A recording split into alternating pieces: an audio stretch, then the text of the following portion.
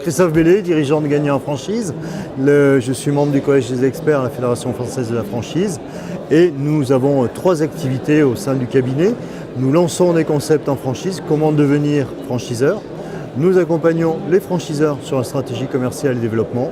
Et nous faisons du recrutement de franchisés.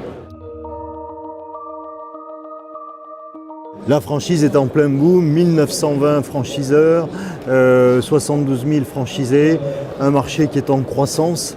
Aujourd'hui, la franchise est vraiment en grande forme. Pourquoi ? Parce que les franchisés sont accompagnés par des franchiseurs, donc ils sortent de l'isolement du créateur d'entreprise qui, le matin, quand il se pose une question, il est tout seul, le soir, il sera toujours tout seul à se poser la même question, alors que quand il est avec un franchiseur, un vrai franchiseur qui fait bien son métier va l'accompagner, va l'aider à solutionner ses problèmes, à performer.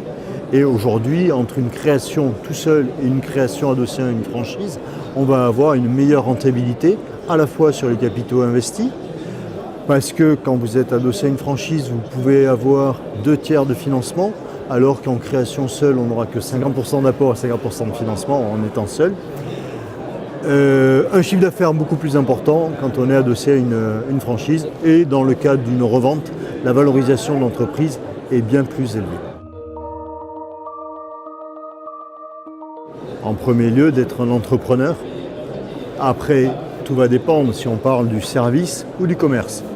Si on est dans le service, indispensable d'être un commercial.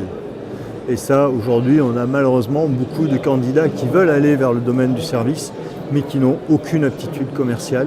Du coup, ça va être un petit peu compliqué. A contrario, pour un commerçant, d'avoir des aptitudes commerciales, savoir sourire, savoir dire à peu près 300 fois bonjour dans la journée, voire 500 si le magasin est plus important.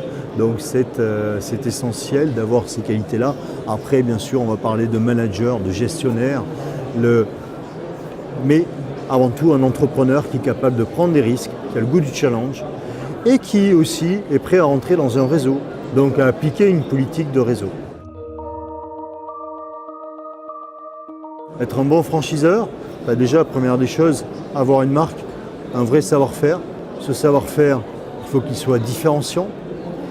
Ce savoir-faire, il faut aussi qu'on puisse le faire évoluer, puisqu'on peut être champion du monde en 2017 et être vite dépassé, aller dans une période où les technologies vont très très vite et les évolutions de savoir-faire sont essentielles. Et surtout être en capacité à accompagner ces franchisés.